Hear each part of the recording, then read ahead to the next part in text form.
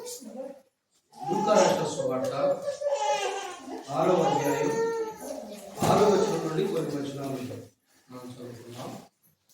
లూకా రాసిన సువార్త 6వ అధ్యాయం 6వ వచనం నుండి.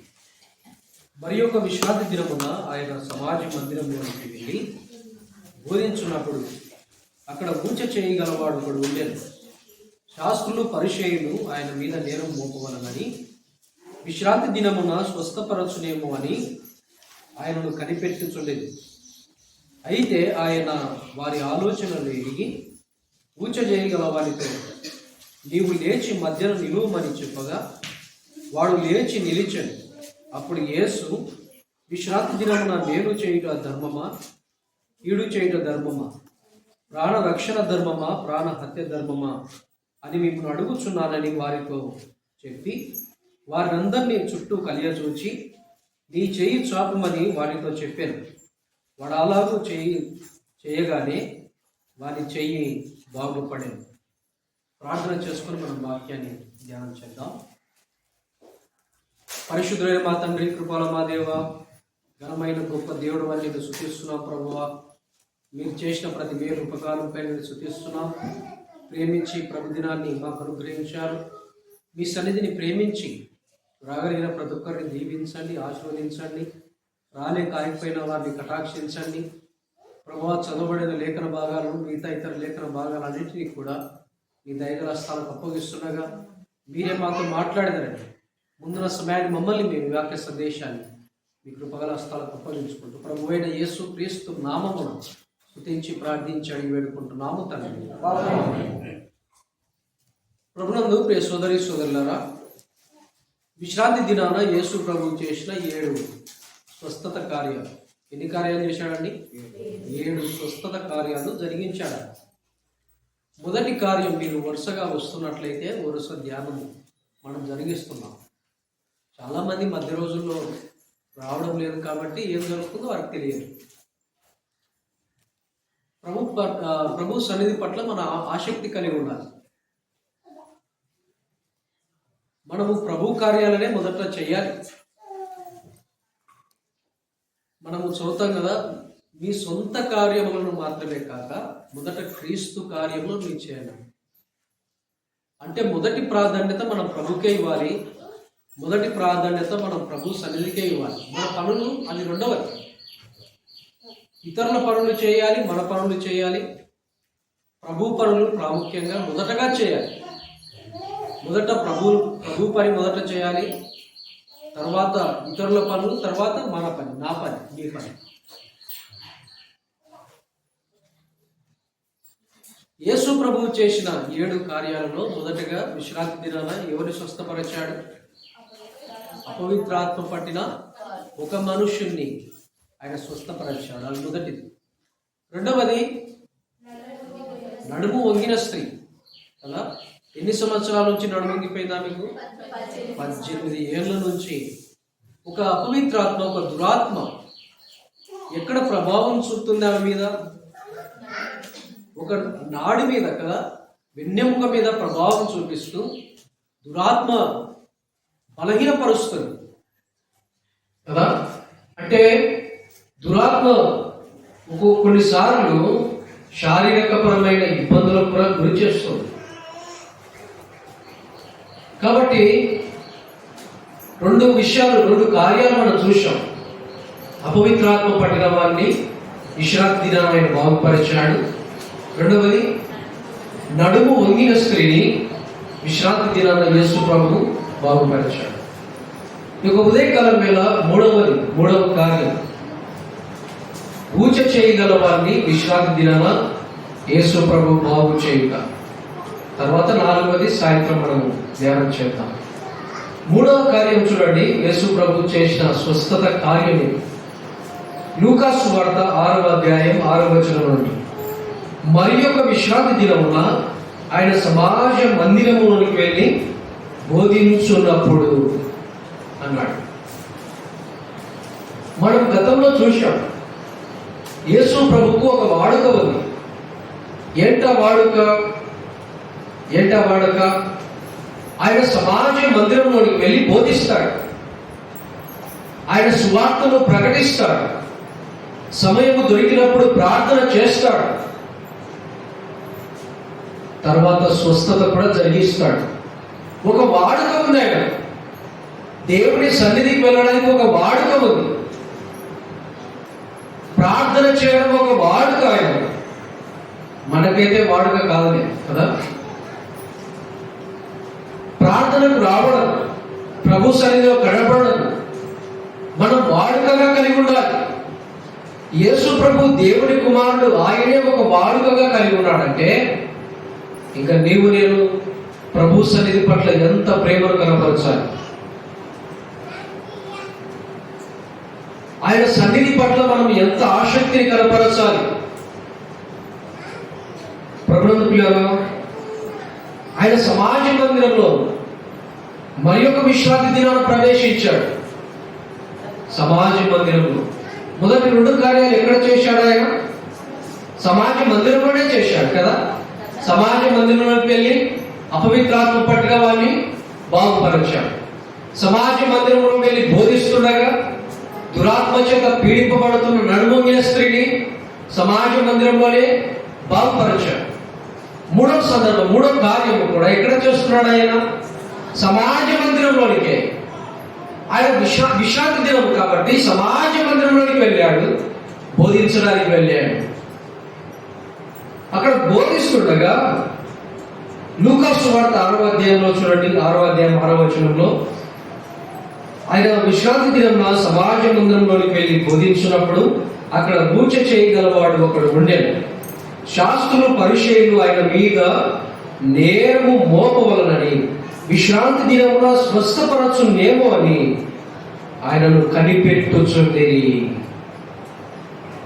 యేసు ప్రభు ఎక్కడ బోధ చేసినా వినండి, కొన్ని రకాల మనుషులు ఉండేవారు. ఆయన ఎక్కడ బోధ చేసినా, ఆయన ఎక్కడ స్వార్థను ప్రకటిస్తున్నా, ఎక్కడ బోధ చేస్తున్నా కొన్ని రకాల మనుషులు ఉండేవారు. ఎవరంటే ఆయన ఏదైనా స్వస్థత చేస్తే, ఏదైనా ఒక మాట దేవుని గురించి చెప్తే నేరము మోపాలనుకునేవారు. అంటే యేసు ప్రభు దగ్గరికి వచ్చిన వాళ్ళందరూ కూడా చాలా మంది జన సమూహాలు వచ్చారు. చాలా మందిలో ఈ ప్రజలున్న నేరమైన మీద మోపాలనుకునే వారు కొంతమంది. తర్వాత విశ్వాసమును బట్టి ప్రభు మాటలు వినడానికి వచ్చేవారు కొంతమంది. తర్వాత ఒక అవసరత కలిగి ఉండి స్వస్థత కొరకు, బాగుపరచబడను కొరకు యేసు ప్రభు దగ్గరికి వచ్చిన వారు కొంతమంది. 3 రకాల మనుషులు ఎక్కడికి వెళ్ళినా ఉన్నారు. చెప్పండి, ఎవరు 3 రకాల మనుషులు? 1, నేరము మోపాలనుకునేవారు, విశ్వాసము కలిగి ప్రభు మాటలు వినాలనుకునేవారు, తర్వాత ఆయన ద్వారా కొన్ని కార్యాలు పొందుకునాలనుకునేవారు. ప్రభు ఎక్కడ బోధించినా మీరు ఉండేవారు. ఇక్కడ ఎవరున్నారంట? యేసు ప్రభు ఆయన బోధిస్తుండగా ఊచ చేయగలవాడు ప్రజల మధ్యలో ఉన్నాడు. వీరంతా ఒకటి కనిపెడుతున్నారు. ఎందుకంటే ఆయన ఎవరైనా బలహీనంగా ఉన్నా, ఎవరైనా రోగంతో ఉన్నా, సమస్యలు ఉన్నా ఆయన చూడలేడు. కనికరపడతాడు, జాలి పడతాడు, తన దయను చూపుతాడు. ఆయన విశ్రాంతి దినంలో చాలా మంది కనిపెట్టుకొని ఉన్నారు. కారణం ఏంటంటే ఊచ చేయగలవాడు ఉన్నాడు వారి మధ్య, వారిని బాగుపరుస్తాడు. ఆయన మీద నేరం మోపాలని వారు కనిపెట్టుకుని ఉన్నారు. కొన్ని సందర్భాలు మనం చూడాలి. యేసు ప్రభు మీద నేరము మోపాలనుకున్న వారు ఇలా ఉన్నారు. కొన్ని సందర్భాలు మనం చూద్దాం. యోహాను సువార్త 8వ అధ్యాయం, యోహాను రాసిన సువార్త 8వ అధ్యాయం 4వ వచనం.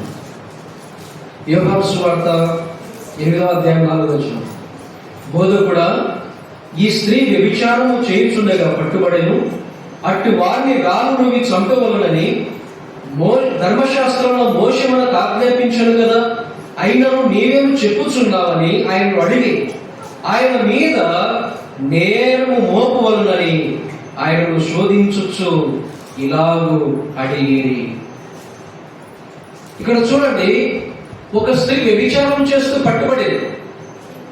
మోషే ధర్మశాస్త్రం ప్రకారం ఆమె రాళ్ళతో కొట్టి చంపాలి. చూడండి, యేసు ప్రభు దేవాలయంలో ఉంటే ఉదయకాలం వేళ ఆయన దగ్గరికి ఆ స్త్రీ, పాపము చేత పట్టుబడిన ఆ స్త్రీని తీసుకొని వచ్చారు. ఇప్పుడు ప్రభువును అడుగుతున్న ప్రశ్న చూడండి. ప్రభుని ఏమని అడుగుతున్నారు? బోధకుడా, ఈమె పాపము చేస్తుండగా పట్టుబడింది. ధర్మశాస్త్రంలో మోషే మాకు కూడా చెప్పాడు, పాపము చేసిన వాడు రాళ్ళతో కొట్టబడి చంపబడాలి. మోషే ధర్మశాస్త్రంలో చెప్పాడు కాబట్టి ఇక రాళ్ళతో కొట్టి చంపాలి. అయినను నీవేమి చెప్పుచున్నావు అంటున్నాడు. చూడండి, ఒకవేళ ప్రభు ఇలాగన్నాడు అనుకుందాం, రాళ్ళతో కొట్టి చంపండి అన్నాడు అనుకుందాం అని. సరే, మీరు అంటారు, నశించిన దాన్ని వెతికి రక్షించడానికి వచ్చాడంటున్నావు కదా, పాపలను రక్షించడానికి వచ్చాడంటున్నావు కదా. చూడండి, ఇప్పుడు నేరం ఎవరి మీదకి వెళ్ళింది? వ్యభిచారం చేసిన స్త్రీ మీదకి వెళ్ళిందా? కాదు, నేరం యేసు ప్రభు మీదకి వెళ్తుంది. ఒకవేళ క్షమించి వదిలేయండి అన్నాడు అనుకోండి, క్షమించండి అన్నాడు అనుకోండి ఆయన. ఇప్పుడు అంటారు, ధర్మశాస్త్రంలో మోషే రాయించి ఇచ్చాడు కదా, అంటే వాక్యాన్ని ధర్మశాస్త్రాన్ని ఉమ్మిరుతున్నావు. ఇప్పుడు నేరం ఎవరి మీదకి వెళ్ళింది చెప్పండి? యేసు ప్రభు మీదకి నేరం వెళ్ళింది. నేరము ఆయన మీద మోపవలనని ప్రభు అన్నాడు, మీలో పాపము లేని వాడు మొదట మీద రాయి వేయి. మీలో పాపము లేనివాడు రాయి వేయమంటున్నాడు ఆయన. ఎందుకంటే పాపము చేసింది, పాపానికి శిక్ష అనుభవించాలి ఆయన. రాయి వేయండి. అయితే మీలో పాపము లేనివాడు రాయి వేయండి. చిన్నవారి మొదలుకొని పెద్దవారి వరకు పరీక్షించుకున్నారు. ఒకరి వెంట ఒకరు వెళ్ళారు, కొంతమంది నిలబడినట్లుంటారు. ఒకరి వెంట ఒకరు వెళ్ళారు. కారణం ఏంటంటే మనస్సాక్షి వాడికి గర్తించేది. పలానా రోజు పలానా పాపంలో ఉన్నావు కదా, వారి మనస్సాక్షి వాడికి గర్తించింది. కొంతమంది అలాగే నిలబడితే ఇంకా ప్రభు నేల మీద రాయడం ప్రారంభించాడు. నేల మీద రాస్తుంటే అందరూ వెళ్ళిపోయారు. ఇక్కడ ఒక అద్భుతమైన మాట ఉంటుంది, యేసు ఒక్కడే మిగిలేను. చూద్దామన్నమాట. యోహాను సువార్త 8వ అధ్యాయం 9వ వచనం. వారు ఆ మాట విని పెద్దవారు మొదలుకొని చిన్నవారి వరకు ఒకడి వెంట ఒకడు బయటకు వెళ్ళి యేసు ఒక్కడే మిగిలేను. ఎంత అద్భుతమైన మాట ఇది. అందరూ వెళ్ళిపోయారు, ఎందుకంటే అందరూ పాపము చేసిన వారి. ఒకరి తర్వాత ఒకరు బయటికి వెళ్ళిపోయారు. యేసు ప్రభు ఒక్కడే మిగిలాడు. ఇప్పుడు చెప్పండి, రాయి తీసుకొని వేయవలసిన అర్హత, యోగ్యత ఎవరికి ఉంది? యేసు ప్రభువుకు మాత్రం ఉంది. ఇప్పుడు ఆ రాయి తీసుకుని ఆయన కొట్టగలడు, ఆ రాయి తీసుకుని ఆమెకు శిక్ష విధించగలడు. కానీ అలాగూ చేసిన వాడు కాదాయ. ప్రభు అన్నాడు, అమ్మా, ఎవరు నీకు శిక్ష విధించలేదా? ఒక వ్యభిచారము చేసిన స్త్రీ, పాపము చేత పట్టుబడిన స్త్రీ, ఎంత మంచిగా సంబోధించాడు. తన పాపాన్ని గత్తికి తీసుకొని రావడం లేదా ఆయన? తను చేసిన పాపానికి శిక్ష విధించడం లేదా ఆయన? ప్రభు ఎంత ప్రేమతో పిలిచాడు. అమ్మా, నీకు ఎవరు శిక్ష విధించలేవా? ఆమె అంటుంది, లేదు ప్రభువా, నన్నెవరు శిక్ష విధించలేదు. ప్రభు అన్నాడు, నేను కూడా నీకు శిక్ష విధించాను. ప్రభు నందు ప్రియరా, ఆయన మీద నేరం మోపాలనుకున్నారు. ఇంకొక సందర్భాన్ని మనం చూడండి. ఇంకొక సందర్భం, లూకా రాసిన సువార్త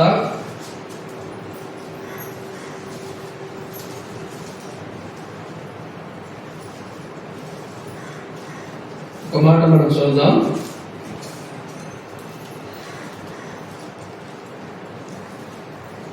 ఆయన మీద నేరము మోపటం మనం చూస్తాం. ఒక మాట ఇక్కడ చూద్దాం. మార్కు రాసిన సువార్తలో ఒక మాట మనం చూద్దాం. 15వ అధ్యాయం, మార్కు రాసిన సువార్త 15వ అధ్యాయం 3వ వచనం.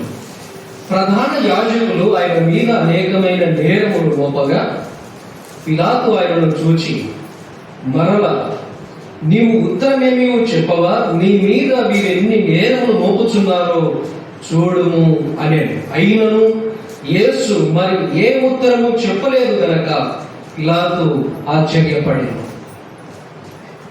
ఇక్కడ కూడా నేరం మోపారు. నేరము మోపడానికి లూకా సువార్త 6వ అధ్యాయంలో నేరము మోపడానికి కనిపెట్టుకొని ఉన్నారు. యోహాను సువార్త 8వ అధ్యాయంలో ఆయన మీద నేరము మోపడానికి ప్రయత్నం చేశారు. ఇక్కడ మనం చూసాం కదా, మార్కు సువార్తలో ఆయన మీద అనేకమైన నేరములు మోపుతున్నారు. మోపడానికి కనిపెట్టారు కదా, మోపాలని ప్రయత్నించారు, మోపారు. నేరాలు ఆయన మీద మోపారు. ఏం నేరం మోపుతున్నారు ఆయన మీద? యూదుల రాజుని ప్రకటన చేసుకుంటున్నాడు, కైసరుకు పని అవుద్దని చెప్తున్నాడని ఆయన మీద నేరం మోపారు. అనేకమైన నేరాలు ఆయన మీద మోపుతుంటే ప్రభువు ఒక్క మాట కూడా లేదు. పిలాతు అడుగుతాడు, యేసు ప్రభుతో అంటున్నాడు, వీరు ఎన్ని నేరములు మోపుతున్నారు, నువ్వు ఒక్క మాటగా చెప్పడం లేదు. ప్రధాన యాజకులు కూడా ఆయన మీద నేరం మోపుతుంటే మరలా అడిగాడు పిలాతు, వీరెన్నెన్ని నేరములు నీ మీద మోపుతున్నారు, ఎన్నెన్ని నేరములు నీ మీద మోపుతున్నారు, ఆయన నువ్వు బదులు ఇవ్వవా? ఒక్క మాట కూడా ఆయన పలకలేదు. ఎందుకు పలకలేదు తెలుసా? యెషయా గ్రంథం 53వ అధ్యాయంలో రాయబడ్డమాట, మొదలు తేపడు గొర్రెపిల్ల బొచ్చు కత్తిరించు వారి ఎదుట మౌనం ఎలా వహిస్తుందో, యేసు ప్రభు ఆయన మౌనము వహించాడు. ఒక్క మాట కూడా పలకలేదు. ఒక్క మాట కూడా ఆయన తిరిగి జవాబిచ్చిన వాడు కాదు. ఎందుకంటే ఆయన మాట్లాడితే విడిపించబడతాడు. ఆయన మాట్లాడితే విడిపించబడతాడు. ఆయన మాట్లాడలేదు.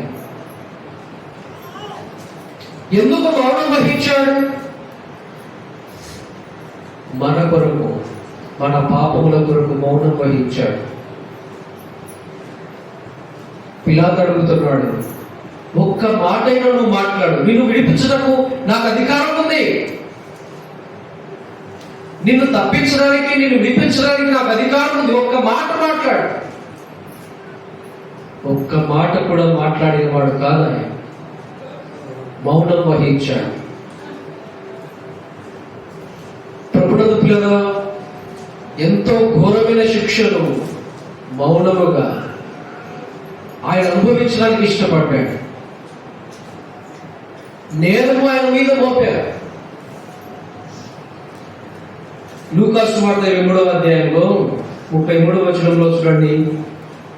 లూకా సువార్త 23వ అధ్యాయం 33వ వచనం. వారు కపాలములబడిన స్థలములకు వచ్చినప్పుడు అక్కడ కుడి వైపున ఒకనిని, ఎడమ వైపున ఒకనిని, ఆ నేరస్తులను ఆయనతో కూడా సిలువ వేసిరి. నేరం మోపాలనుకున్నారు, నేరం మోపాలని కనిపెట్టారు. తర్వాత నేరస్తుల మధ్యలో సిలువ వేశారు. ఇది ఎవరు సహించలేదు,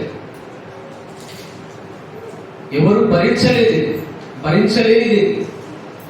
కారణం ఏమిటంటే తప్పు చేయని వాడు తప్పు చేసిన వారి మధ్యలో పెడితే ఆ బాధ భరించలేనిది. నేరస్తుల మధ్యలో, అక్రమకారుల మధ్యలో యేసు ప్రభు శిలువ వేయబడ్డాడు. ఆయన ఏ నేరము చేయలేదు. పిలాతు విచారించి ఒక మాట చెప్పాడు, జన సమూహం ఎదుట, ప్రజల ఎదుట ఈయనను విచారించాడు. ఎన్నిసార్లు విచారించాడు? 3 సార్లు విచారించాడు. 3 సార్లు విచారించిన ఏ నేరము, ఏ చెడ్డ కార్యము, ఏ దుష్కార్యము, ఏ దోషము ఆయనలో కనబడలేదు. జన సమూహం మీద తీసుకొని వచ్చాడు. యోహాను సువార్తలో మనం చదువుతాం, ఇదిగో ఈ మనుష్యుడు అన్నాడు. ఒక మాట మనం చదువుదాం, చూడండి.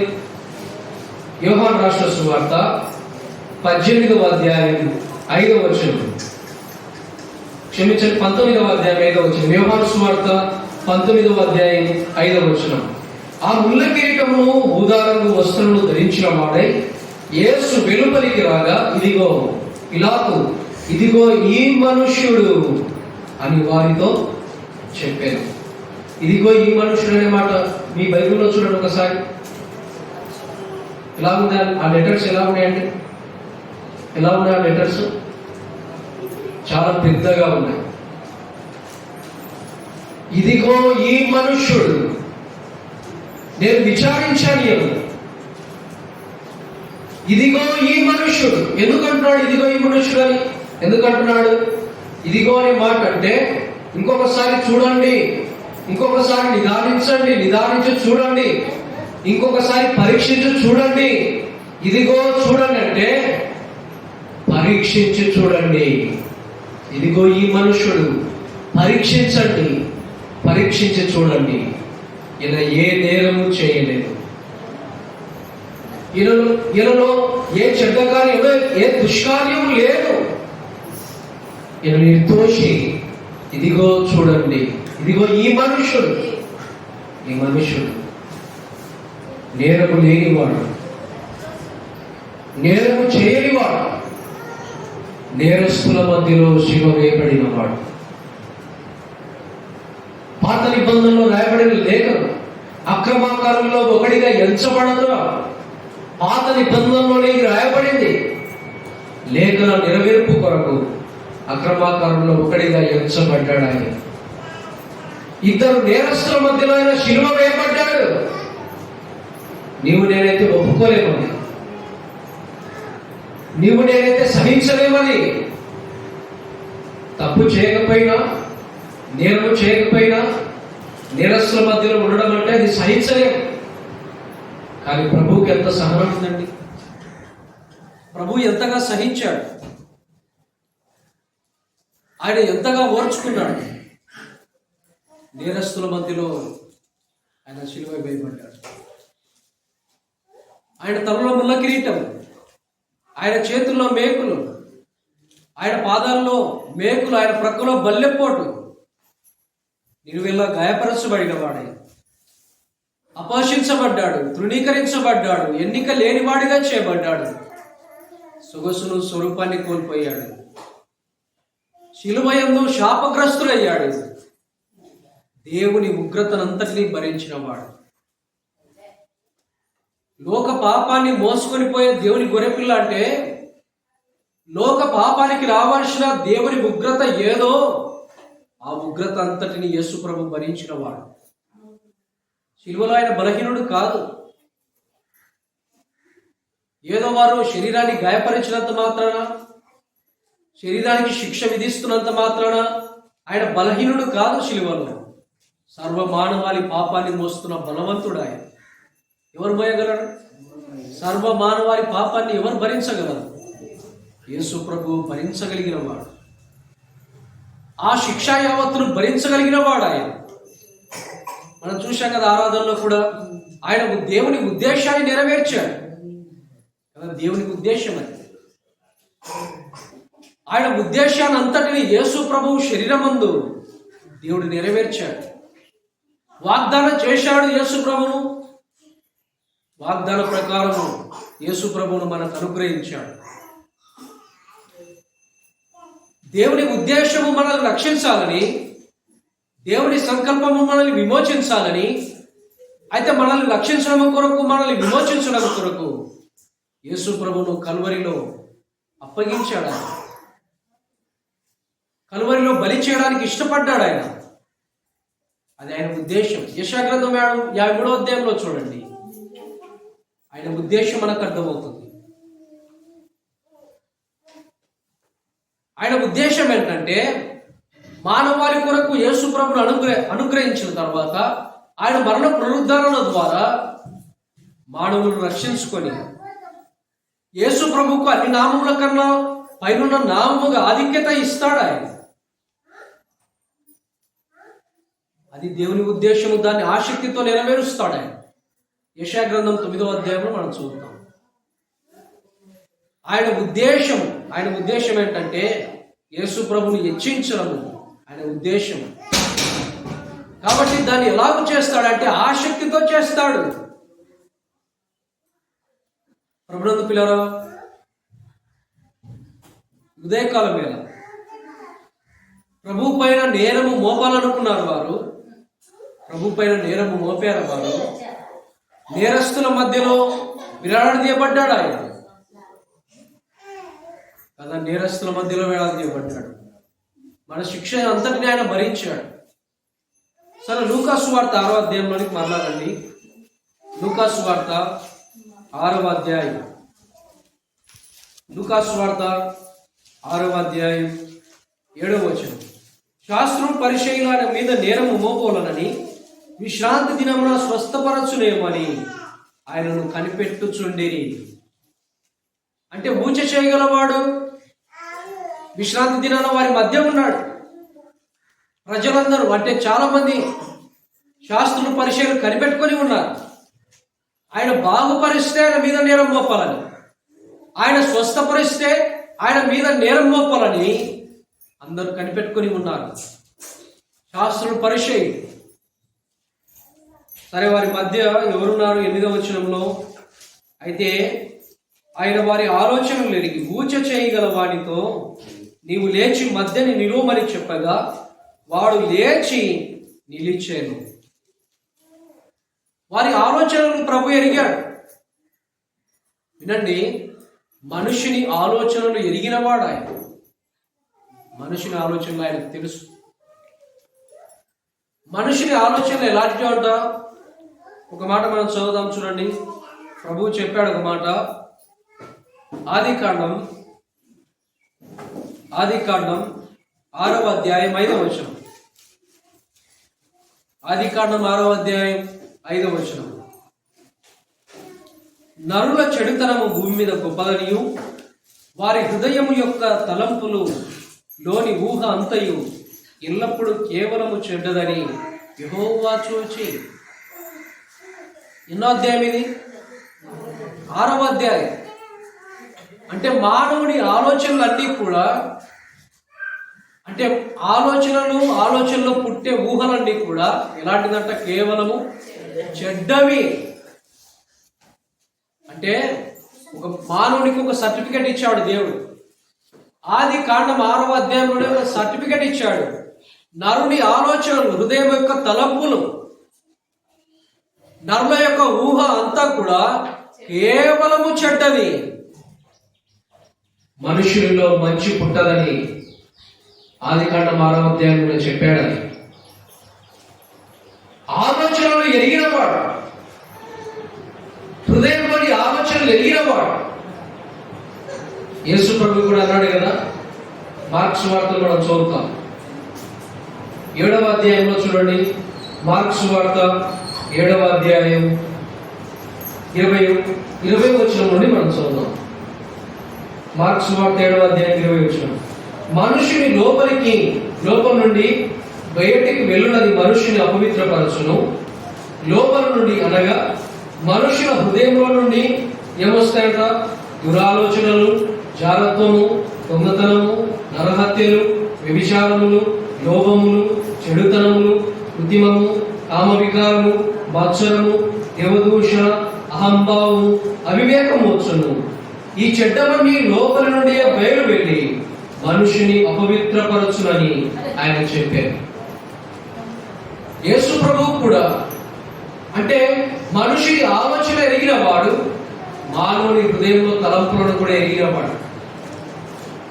యేసు ప్రభు కూడా చూడండి ఎంత స్పష్టంగా చెప్తున్నాడు. మనుషుని లోపల నుండి బయటికి వెళ్ళినది అపవిత్రపరచదు. లోపలికి వెళ్ళినది అపవిత్రపరచదు. అంటే ఏదైనా తిన్నామనుకోండి, ఏం తిన్నా సరే అది అరిగిపోతుంది, అది అపవిత్ర పరచదు. మనుషుని లోపలికి వెళ్ళేది మనుషుని అపవిత్ర పరచదు. ఏది తిన్నా సరే అది అరిగిపోతుంది, దాని వలన ఏం ప్రమాదం కలగదు. మనుషుని లోపల నుండి వచ్చినది అంటే మనుషుని లోపల ఉండేవి అవి ఎవరి గుర్తెరగలేవి.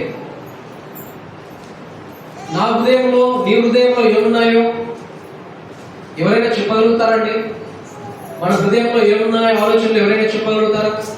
పౌలు ఒక మాట అంటాడు, ఈ సంగతులన్నిటికీ నా మనస్సాక్షి అంతటికి ప్రభువే సాక్షి అన్నాడు. అంటే బహిరంగంగా బాహ్యంగా కనబడే మనిషికి ఒక వ్యక్తి సాక్ష్యం ఇవ్వగలగవచ్చు, కానీ మనుషుని లోపల ఉన్న వాటికి ఎవరు సాక్షి లేరు. నీ మనసులో నీ హృదయంలో ఎంత చెడు ఉందో అది నీకు మాత్రమే తెలుసు. మన హృదయంలో చెడు ఏదుందో అది మనకు మాత్రమే తెలుసు, ఇతరులకు తెలియదు. బయటికి బాగా కనపడతాం, బయటికి మంచిగా కనపడతాం, కానీ హృదయంలో అంతరంగంలో ఉన్న సంగతులు, మనస్సాక్షిలో ఉన్న సంగతులు అవి ఏ నరునికి తెలియవు. ఏ నరుడు ఎరుగడు, ఏ నరునికి తెలియదు. నీ హృదయంలో ఉన్న సంగతులు నాకు తెలిస్తే చెప్పండి, అది అసాధ్యం. ప్రభువు మాత్రమే ఈ ఆలోచనలు ఎరిగినవాడు. మానవుని హృదయాన్ని ఎరిగినవాడు. మార్క్స్ వార్తలో మనం చదివాం 7వ అధ్యాయంలో, మానవుని హృదయము చెడిపోయింది అన్నాడు. మానవుని హృదయము పాపముతో నిండిపోయింది. ప్రభువుకు మన నుండి ఏం కావాలంటే, ప్రభువుకు మన నుండి మన ఆస్తులు మన అంతస్తులు కాదని కావాల్సింది మన హృదయాన్ని ఆయన అడుగుతున్నాడు. ఎందుకంటే ఈ హృదయం పాడైపోయింది. పాడైపోయిన హృదయాన్ని ఆయన కోరుతున్నాడు. నీ హృదయంలో చోటు ఆయన కావాలి. ప్రభువు పిల్లల నీలోనికి రావాలని ఆయన కోరుతున్నాడు, నీలో నివసింపాలని ఆయన కోరుతున్నాడు, నీ హృదయాన్ని దేవాలయంగా చేసుకోవాలని ఆయన కోరుతున్నాడు. ఆయన మనుషుని ఆలోచనలు ఎరిగినవాడు. విశ్రాంతి దినాన్ని ఆయన బోధిస్తుండగా పూజ చేయగలవాడు వారి మధ్య ఉన్నాడు. బాగు చేస్తే ఆయన మీద నేరం మోపాలని కనిపెట్టుకుని ఉంటే ప్రభువు వారి ఆలోచనలను ఎరిగినవాడు, వారి ఆలోచనలు ఎరిగాడు.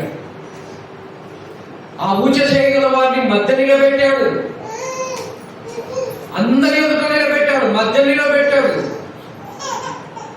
ఇక్కడ స్పష్టంగా లేదు, కానీ లూకాసు వార్తలో, మార్క్స్ వార్త, మత్తయి వార్తలో మనం చూస్తే మనకు అర్థమవుతుంది. వారి హృదయ కాఠిన్యములకు ఆయన దుఃఖపడి అనే మాట మనం చూద్దాం. ఇక్కడ రాయబడలేదు మాట. పూజ చేయగల వారిని వారి మధ్య నిలబెట్టి వారి హృదయ కాఠిన్యములకు దుఃఖపడ్డాడు. ప్రభువులారా, ఆయన దుఃఖపడతాడు. కారణం ఏంటంటే మన హృదయ కాఠిన్యాన్ని బట్టి.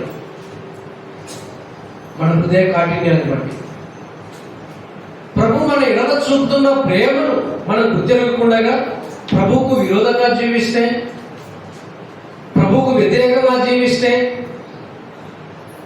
మన విషయమై దుఃఖపడతాడు ఆయన.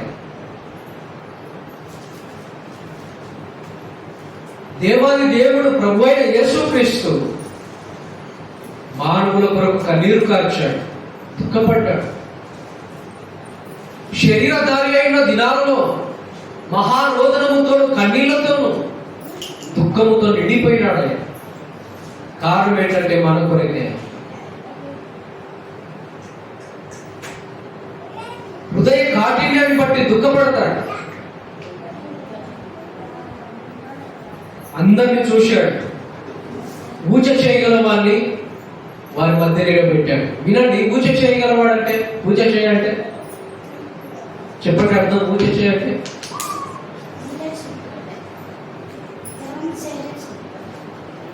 పూజ చేయి అంటే ఈ చెయ్యిలో శక్తి లేకపోవడం, రక్తము మాంసము లేకపోవడం, ఒక మాటలో చెప్పాలంటే ఎండిపోయిన చెయ్యి, బలహీనమైన చెయ్యి. ఎండిపోయింది, బలహీనమైపోయింది, రక్త మాంసము లేదు, శక్తి లేదు ఆ చెయ్యిలో. ఎండిపోయిన చెయ్యి. ప్రభువు ప్యారా, ఈ పూజ చేయగలవాడు మనకే పడవు, మనకే సాదృశ్యం. పూజ చేయగలవాడు చెయ్యి ఎలాగైతే ఎండిపోయి జీవము లేకుండా ఉందో, మనము కూడా పాపముల చేత అపరాధముల చేత చచ్చిన వారు, పాపముల చేత చచ్చిన వారు, అపరాధముల చేత చచ్చిన వారు. పూజ చేయగలవాడు ఎలాగైతే జీవము లేని చేయి కలిగి ఉన్నాడో, మనము కూడా జీవము లేకుండా అపరాధముల చేత పాపముల చేత చచ్చిన వారు, నిత్య నరకానికి నిత్య అగ్నిగుండానికి పాత్రలు. మరణిస్తే ఎక్కడికి వెళ్ళాలి? మానవుడు మరణిస్తే, పాపంలో జీవించి పాపంలో మరణిస్తే నిత్యాగ్నిగుండానికి వెళ్తాడు, నిత్య శిక్షకు పాత్రుడవుతాడు, నశించిపోతాడు. పాపంలో జీవించి పాపంలో మరణిస్తే నిత్య శిక్ష. అయితే అపరాధంలో చేత పాపంలో చేత పడి ఉన్న మనల్ని ప్రభువు చూసి తన ప్రేమ చేత, తన కనికరము చేత, తన వాత్సల్యత చేత, తన దయా సంకల్పము చేత మనల్ని రక్షించడానికి ఇష్టపడ్డాడు. మనల్ని నిత్య శిక్ష నుండి విడిపించడానికి ఆయన ఇష్టపడ్డాడు. అందుకే దేవుడితో సమానం ఉండే భాగ్యాన్ని విడిచిపెట్టాడు. అసలు అది విడిచిపెట్టకూడని భాగ్యం, వదిలిపెట్టకూడని భాగ్యము. దేవుడితో సమానంగా ఆరాధించబడుతూ, మహిమపరచబడుతూ, దేవదూతల ఆరాధన పొందుతూ యుగ యుగాలు పరలోకములో కదా ఉన్నతమైన దేవుడిగా ఉండటం, అది విడిచిపెట్టకూడని భాగ్యం. మరి అంత భాగ్యాన్ని ఎందుకు విడిచిపెట్టాడు ఆయన? దేవదూతల ఆరాధనను ఎందుకు విడిచిపెట్టాడు ఆయన? ఎందుకు విడిచిపెట్టాడు? దేవదూతల ఆరాధనతో పాటు మన ఆరాధనను కూడా కోరుతున్నాడు ఆయన. దేవదూతలు పరలోకంలో ఆయన చేసిన సృష్టిని బట్టి ఆరాధిస్తున్నారు. నీవే సృష్టికర్తవు, నీవే నిర్మాణకుడవు, నీవే సమస్తాన్ని సృజించిన దేవుడు అని పరలోకములో దేవుని ప్రభువును, యేసు ప్రభువును సృష్టిని బట్టి దేవదూతలు ఆరాధిస్తుంటే, దేవదూతల ఆరాధనతో పాటు మన ఆరాధన కూడా ఆయన కోరుతున్నాడు. మనం ఎందుకు ఆరాధించాలి? పరలోకములో ప్రభువును చేసిన ఈ సృష్టిని బట్టి దేవదూతలు ఆరాధిస్తారు. మనం ఎందుకు ఆరాధించాలి? ఈ లోకంలోనైనా పరలోకంలోనైనా ప్రభువుని ఎందుకు ఆరాధించాలి? మనం ఎందుకు ఆరాధించాలండి? మనల్ని నూతనమైన సృష్టిగా చేశాడు. నూతనమైన సృష్టి మనం. ఈ సృష్టి కంటే గొప్పది ఇంకా. ఎందుకంటే సృష్టి కలుగజేశాడు, సృష్టి కంటే అద్భుతమైంది కాబట్టి నూతనమైన సృష్టి అని చెప్పాడు. ఏంటా నూతనమైన సృష్టి? యేసు ప్రభువులో మనం ఏర్పరచబడడం. సృష్టిని కలుగజేశాడు తన మాట చేత, తన మహత్తుల మాట చేత ఈ సమస్త సృష్టిని కలుగజేశాడు. నూతనమైన సృష్టి యేసు ప్రభువులో మనకు కలిగింది. ఇది చాలా అమూల్యమైన సంగతి. నూతనమైన సృష్టిగా మనం చేపట్టాం. పాతవి మనలో గతించాయి, సమస్తము క్రొత్తదిగా మనల్ని ప్రభు చేశాడు. నూతనమైన సృష్టి. ఎప్పుడు నూతనమైన సృష్టిగా చేయబడతావు? ఎప్పుడు నూతనమైన సృష్టిగా నువ్వు చేయబడతావు? పాతవి నీలో ఉంటే, ప్రాచీనమైనవి నీలో ఉంటే నూతనమైన సృష్టిగా నువ్వు చేయబడవు. పాపం నీలో ఉంటే నూతనమైనవి నీలోకి ఎలాగొస్తాయి? ప్రాచీనమైనవి పాతవి కలిగి ఉంటే నూతనమైన సృష్టిగా నువ్వు చేయబడలేవు. నూతనమైన సృష్టిగా నువ్వు చేయబడాలంటే యేసు ప్రభు రక్తమును నువ్వు కడగబడాలి. నూతనమైన సృష్టిగా నువ్వు చేయబడాలంటే యేసు ప్రభు నామందు విశ్వాసం ఉంచాలి. అప్పుడే నూతనమైన సృష్టిగా నువ్వు చేయబడతావు. ఈ వాక్యం వింటున్న ప్రియ సోదరి సోదరుడా, ఇంకా నూతనమైన సృష్టిగా నువ్వు చేయబడలేదా? ఆలోచన చేయి. యేసు ప్రభునందున్న వారి నూతనమైన సృష్టి. యేసు ప్రభునందు మనం ఉండాలి. ఎలా ఉంటాం? ప్రభునందు మనం ఎలా ఉంటామంటే ఆయన అంగీకరించడం ద్వారా, ఆయన హృదయంలోనికి చేర్చుకోవడం ద్వారా నూతనమైన సృష్టిగా మనం చేయబడతాం. లూకా సువార్త 6వ అధ్యాయంలో పూజ చేయగల వారిని ప్రభు పిలిచాడు, వారిని నిలబెట్టాడు. పూజ చేయంటే ఎండిపోయిన చెయ్యి, సత్తువ లేదు, రక్త మాంసములు లేవు, వాడిపోయిన చెయ్యి, ఎండిపోయిన చెయ్యి. చూడండి, ఎవరు బాగుపరచగలరు? దీన్ని ఎవరు స్వస్థపరచగలరు? ప్రభువు వారిని నిలబెట్టాడు. విశ్రాంతి దినమున ప్రాణ హత్య ధర్మమా, ప్రాణ రక్షణ ధర్మమా, మేలు చేయట ధర్మమా, కీడు చేయట ధర్మమా? చూడండి, సమయం అయిపోయింది. ప్రభువు వారిని నిలబెట్టి పూజ చేయగల వారిని చేయి చాపమన్నాడు. వాడు చేయి చాపగానే ఆ చేయిలో రక్తము, మాంసము, ఆ చేయికి జీవం వచ్చింది. ఎండిన ఎముకలలో నుండి జీవాన్ని తీసుకొని రాగలడు మన ప్రభు. గొప్పవాడు. ఎండిన ఎముకలలో నుండి జీవము తీసుకొని రాగలడాయి.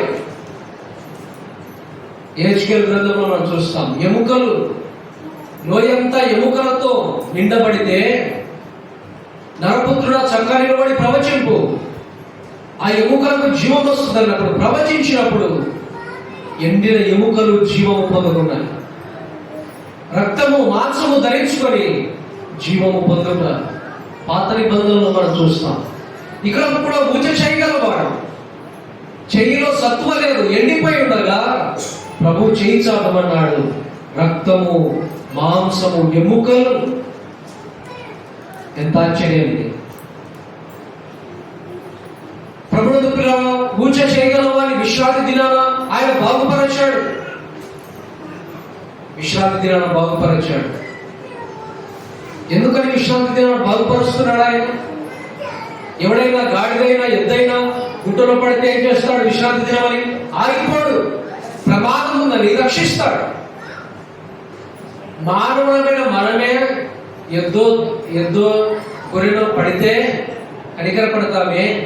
మనల్ని కలుగ చేసిన ప్రభు ఆయన. మరి మన ఎడల ఆయన కనికర కలిగి ఉన్నాడా? మన ఎడల ఆయన ప్రేమ కలిగి ఉన్నాడా? 3వ కార్యం విశ్రాంతి దినాన్ని జరిగించాడు. ఏం చేశాడు? 3వ కార్యం విశ్రాంతి దినాన్ని ఎవరికి బాగుపరచాడు? పూజ చేయగల వారిని విశ్రాంతి దినాన్ని ఆయన బాగుపరచాడు, స్వస్థపరచాడు. విశ్రాంతి దినం ఆగిపోలేదు. మానవుడే ఆగిపోడు. ఏదైనా జంతువు ప్రమాదంలో ఉందంటే ఆగిపోడు. ప్రభు మనల్ని కలిగజేసినప్పుడు ఆయన ఎందుకు ఆగుతాడు? ఆయన ఇంకా దయను చూపిస్తాడు, ఇంకా కనికరాన్ని చూపిస్తాడు, బాగుపరుస్తాడు. ప్రభు పిల్లల, మనకున్న శ్రమ, మనకున్న ఇబ్బంది, మనకున్న సంకటం ఏదైనా సరే ప్రభు దగ్గరికి మనం వస్తే ప్రభు మన ఎడల ఆయన దయను చూపుతాడు. విశ్రాంతి దినాన యేసు ప్రభువు చేసిన 3వ కార్యం ఇది. 3 కార్యాలు. మొదట 7 మనం చూడాలి కదా, 7 మనం ధ్యానం చేయాలి. మొదటి కార్యం, అపవిత్రాత్మ పట్టిన వాడిని బాగుపరచాడు. ఏ దినాన? విశ్రాంతి దినాన ఆయన బాగుపరిచాడు. 2వ కార్యం, నడుమొంగిన స్త్రీని విశ్రాంతి దినాన ఆయన బాగుపరిచాడు. మూడవ కార్యం దినాలు మనం చూసాం. ఏం చేశాడు ఆయన? విశ్రాంతి దినమున ఊచ చేయగల వారిని స్వస్థపరిచాడు, బాగుపరిచాడు. ఇది మూడవ కార్యం. నాలుగవ కార్యం ఏంటనేది మనం సాయంకాలం వేళ ధ్యానం చేద్దాం. ప్రభు లేఖన భాగాలు ఆయన మన వీటిలో దీవించి ఆశీర్వదించుగా ప్రార్థన చేద్దాం. పరిశుద్ధులైన మా తండ్రి, కృపల మా దేవ, ఘనమైన గొప్ప దేవుడు అని మేము స్తుతిస్తున్నాం. ప్రభువా, మీరు చేసిన ప్రతి మేలు ఉపకారంగా నేను స్తుతిస్తున్నాం. మీ సన్నిధిని ప్రేమించి రాగలిగిన ప్రతి ఒక్కరిని దీవించండి, ఆశీర్వదించండి. రాలేక ఆగిపోయిన వారిని కటాక్షించండి. వచ్చిన ప్రతి ఒక్కరిని వారి కుటుంబాల్లో ఉన్న అవసరతలు అక్కలు మీరు తీర్చాలని, సమస్తము మేలుకై సమకూర్చి జరిగించాలి. అనారోగ్యంతో ఉన్నారా, ఇబ్బందుల్లో ఉన్నారా, సమస్యల్లో ఉన్నారా, ఆర్థిక ఇబ్బందుల్లో ఉన్నారా, మీరు ఎరిగిన దేవుడు ప్రభువా, ఆయన అన్నింటినీ మీ దైవ స్థాలకు అప్పగిస్తున్నారు. మీరే ప్రతిదీ నేను మీ కృపా మహదైశ్వర్యంలో సమకూర్చేదాన్ని ముందున్న సమయాన్ని మమ్మల్ని మేము మీ దైవ స్థాలకు అప్పగించుకుంటాం. ప్రభు అయిన యేసు క్రీస్తు నామమున స్తుతించి ప్రార్థించి అడిగి వేడుకుంటున్నాము తండ్రి. మీ అందరికీ